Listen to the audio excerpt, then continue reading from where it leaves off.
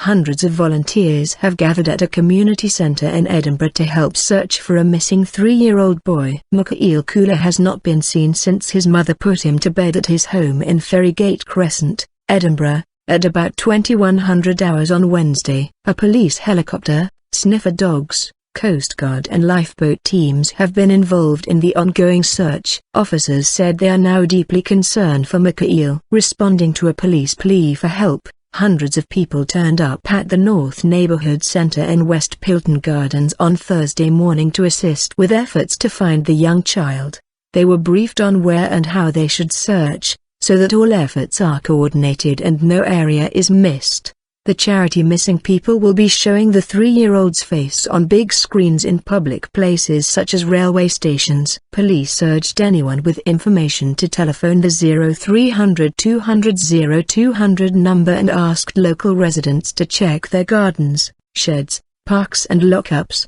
The temperature dropped to about 3°C in Edinburgh on Thursday night. Police Scotland said that more than 100 people had already called the hotline. Specialist teams are on standby and ready to act on any significant information provided, they added. Overnight, police issued a photograph showing the boy in the coat he was believed to be wearing when he disappeared, a beige hooded jacket with grey fur-lined hood. He may also have been wearing black gloves with multicolored fingers, dark navy blue jogging bottoms, a grey pajama top featuring an embroidered turquoise dinosaur on the chest and brown Clark shoes with 2 Velcro straps. He is 3 feet tall and has a faded scar on the bridge of his nose and a sore on the left side of his mouth. Speaking at a press conference on Friday morning, Superintendent Mikaeel said there was no evidence of any criminality at this point and it was still a missing person inquiry. She said there were many lines of inquiry and that all lines were being pursued. I remain optimistic, but as time passes we are becoming deeply concerned,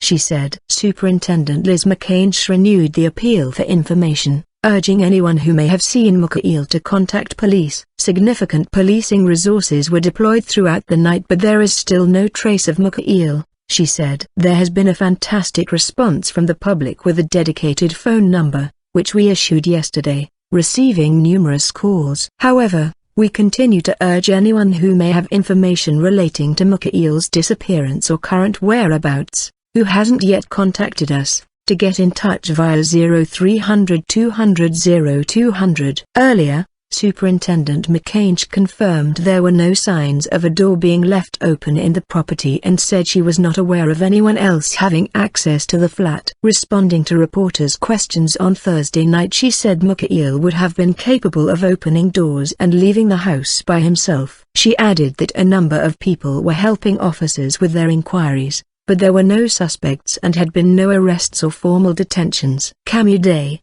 a local Labour councillor, told BBC Scotland the community had come together to search for Mikaeel.